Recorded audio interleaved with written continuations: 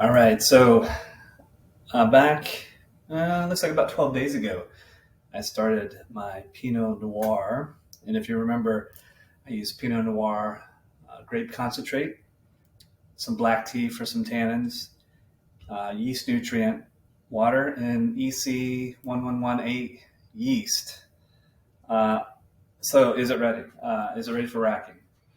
The original specific gravity on the Pinot was 1.080. So if this goes down to 1.0000 or below, we're looking at about a little bit north of a 10% ABV.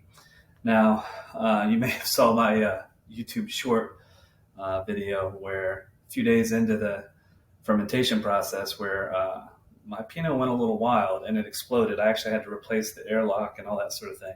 And I'll show you, maybe I'll take a picture, but well, here's the bucket that I've been sitting in. It kind of went a little haywire and sprayed everywhere. So anyway, it's settled down a lot since then, but is it ready? I don't know.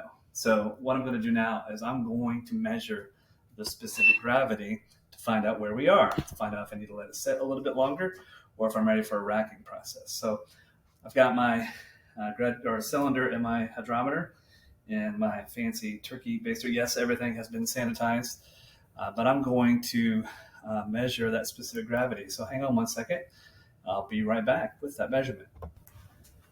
Okay, so I've put some of the Pinot into my cylinder and my hydrometer is there. And it's pretty clear to see that this is, I want to make sure this thing's floating. But yeah, it is sitting right at the 1.000 mark. So that tells me that this is probably done. Again, it's been sitting in there for 12 days. I also got a little bit to sample to see if this is a product that's worth continuing or if I should stop it. So it smells like a wine. That's a good deal because that's what I'm trying to make.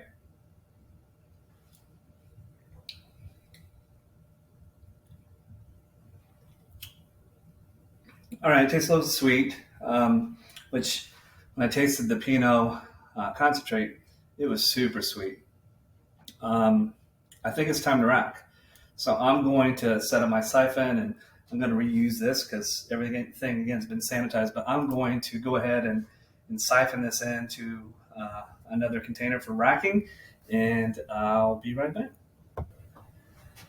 Okay, so we got the auto siphon going.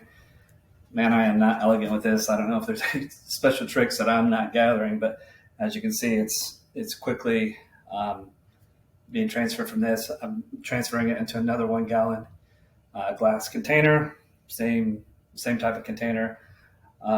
Once it's done, then I'll cap it and I'll let it set. How long? I don't know, probably at least another week or so. We'll see how things are going. But I'm looking for clarity. And as we get toward the bottom of this bottle, we're going to see that there is quite a bit of sediment. Now, I do have a cap on the end of my auto siphon to hopefully prevent or minimize the amount of solids that get transferred to this bottle from this bottle into the new one. But racking is a relatively simple process. And again, the point is to try to help clarify or clear up any of the solids as much as possible. From what I've watched and what I've read, how many times are you supposed to rack a wine or a cider? You know, there's no absolute about it.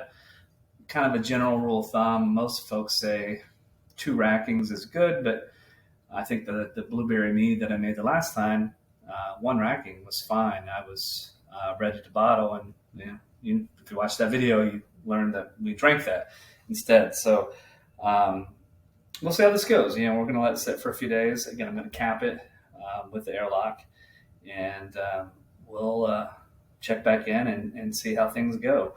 But I might as well just stick around and watch this finish up here so we can see kind of what's at the bottom of this particular jug. We're almost there. And I'm not going to be too particular about getting every single last drop out of this. Again, the point of the siphoning is to try to minimize the amount of solids that I get from this container into my racking vessel. And I don't want a ton of air in there either. So honestly, that's probably good enough. So let me try to do this somewhat elegantly without making a mess, which could be a challenge, but here we go. So let's do that. put it in our dirty bucket. Oh no, we're gonna get in trouble for that one.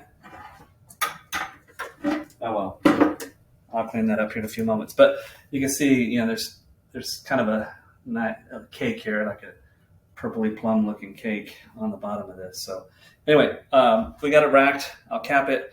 We'll check back in here soon and let you know if we're going to do another racking or if we're going to do bottling. So thank you. I guess just to show you, this is probably a little shy of a gallon or right at a gallon. You can see the product. I'm holding up to the light. Can't see. It's not super clear right now, and I'm hoping this clears up just a little bit more, but this is ready to go. So we're going to set it and forget it for a little bit. And I probably have said, I know, one more thing, at least a couple times in this video, but I'm curious for your feedback. Do you like these videos? So leave me some comments, what you like. If you don't like these videos, I'd like to know that too. And of course, appreciate if you give the thumbs up and subscribe. And until next time, I'll talk to you all real soon.